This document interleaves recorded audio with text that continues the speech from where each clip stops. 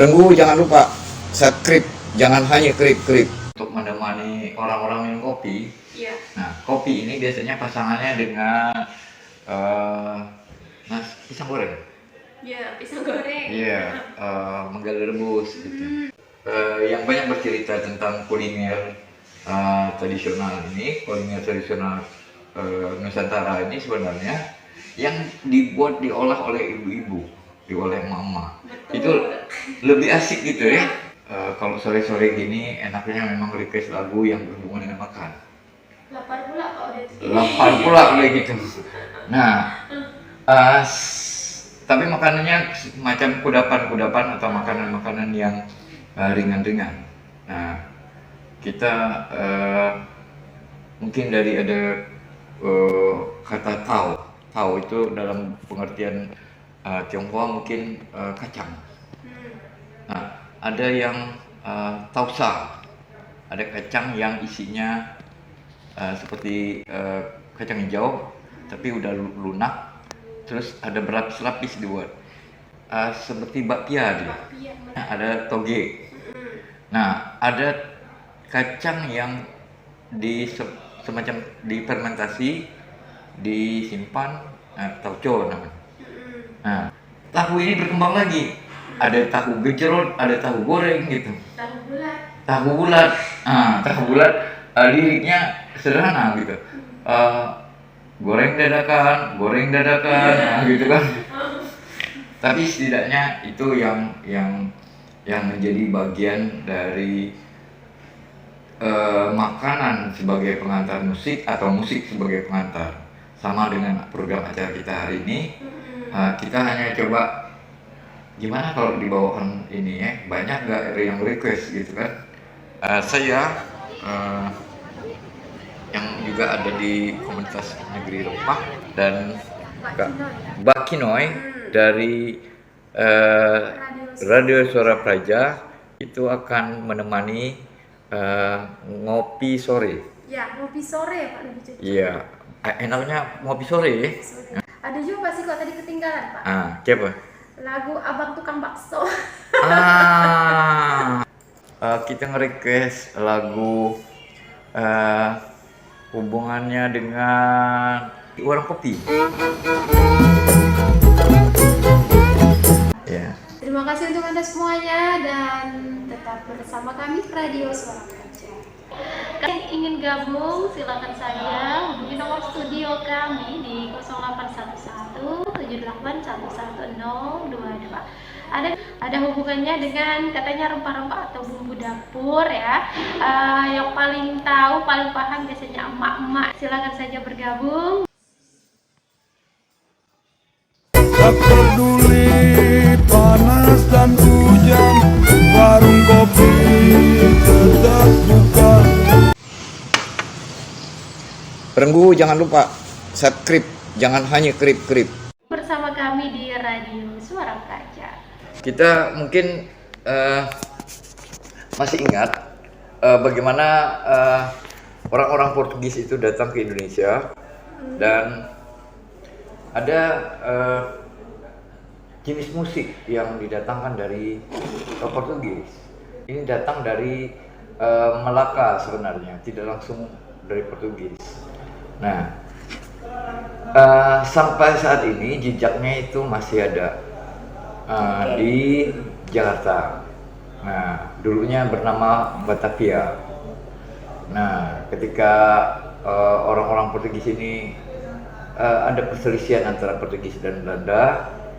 Nah, sebagian mereka ini bergeser, tidak ada di pusat kota. Dulu kan pusat kota ini kota lama, sekarang ini ada di daerah Jakarta Pusat ya. Nah, mereka ke Kampung Tugu. Nah, dari Kampung Tugu inilah berkembang irama musik atau genre musik, irama musik keroncong.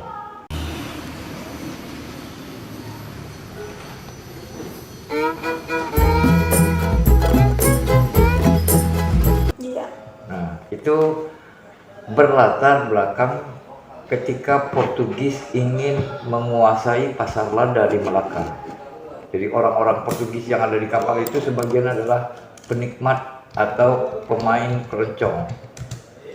Nah, dari Melaka sebagian ada yang ke Sulawesi katanya, sebagian ada ke Batavia, dan sebagian mereka juga pindah ke Nusa Tenggara, ke Timor. Jadi makanya perkembangan yang ada di Timor Leste itu tidak lepas dari yang ada di hubungannya dengan orang-orang Portugis yang datang. Nah, tapi yang menjadi karakter di Batavia, di Kampung Tugu adalah meninggalkan jejak seninya. Nah, salah satunya adalah seni keroncong tugu. Nah, Seni keroncong tugu. ya, keroncong tugu, jenis keroncongnya keroncong tugu. Nah, kalau kita mau mungkin bahasanya mungkin bahasa apa namanya Portu, apa namanya Kreol mereka bilang, ada campuran gitu. Jadi mereka yang tidak mengerti bahasa tulis akan membaca apa yang sesuai dengan lidah mereka. Seperti kita membaca tulisan shock breaker, ada yang membacanya shock breaker, adanya shock breaker. Iya. Nah, bahasa-bahasa yang hanya dituturkan itu mereka sebut bahasa Portugis Kreol atau Kreol yang berasal dari Portugis, kira-kira seperti itu.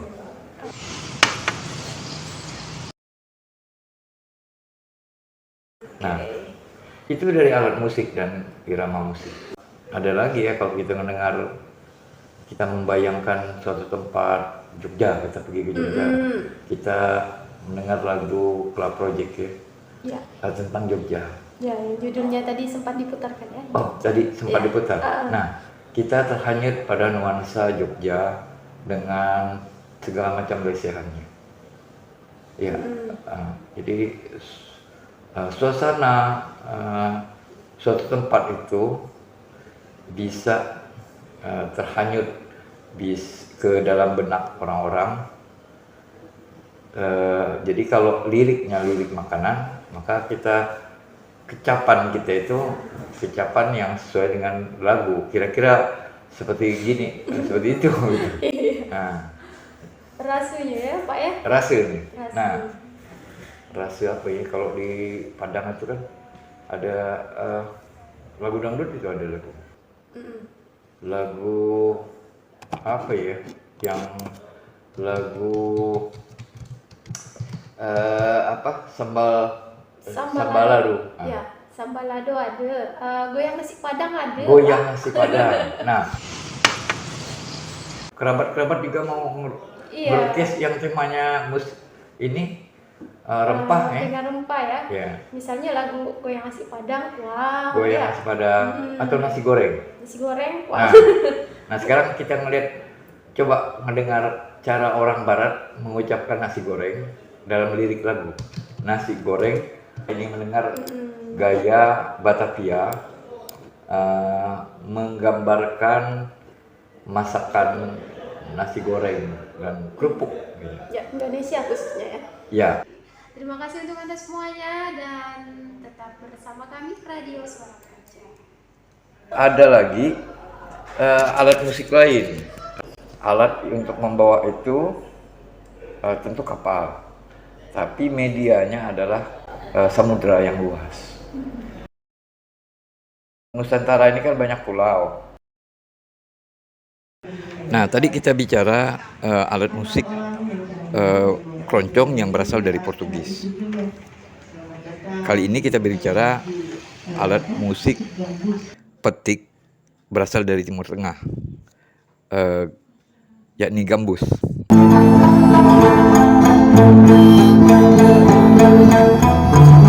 Gambus ini sudah mengalami perubahan bentuk dan nama.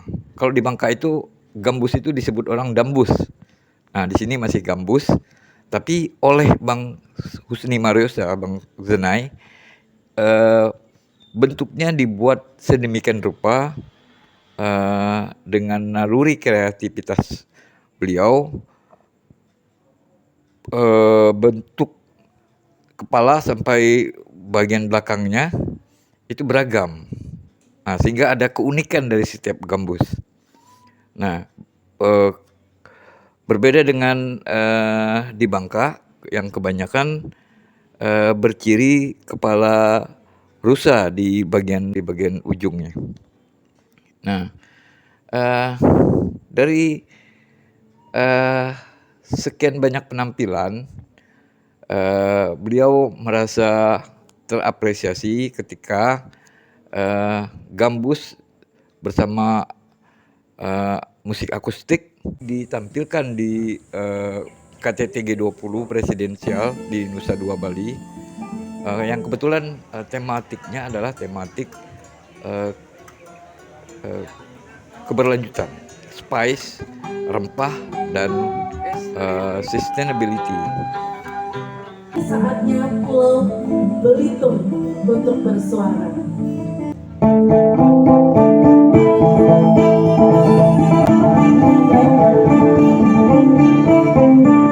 Ini pertama kali kita bersua. Semoga lagu ini akan hidupkan nuansa Belitung pada hari ini. Dayang ketembak, dayang serumpun, ada siko dilulai angin. Mintalah maaf, mintalah ampun, kami di sini numpang bermain. Hubungan antara rempah, musik, dan gagasan-gagasan keberlanjutan ini memang selalu memiliki daya tarik berbagai bangsa dan berbagai cara. Nah, cara musik ini ditampilkan menunjukkan ada diplomasi budaya, ada ekspresi budaya yang beragam, baik karena bentuk atau nama, maupun karena makanan yang mengiringinya. Nah, tadi ada banyak wisatawan, jumlahnya sekitar 300-an orang, bergantian memasuki rumah adat, menikmati sajian musik gambus. Nah, ini awal dari kegiatan wisatawan yang jumlahnya cukup besar. Ini menurut pengakuan operator. Tapi yang cukup membanggakan kita, dari sekian banyak wisatawan itu ada yang mengkhususkan diri untuk bertanya sebab apa gambus ini selalu ditampilkan di rumah adat. Nah, Bang Saleh menjelaskan sebenarnya bukan petikannya, musiknya, tetapi pada bahan.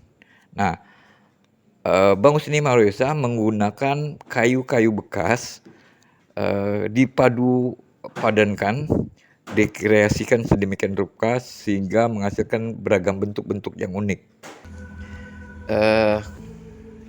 Dan alat petik ini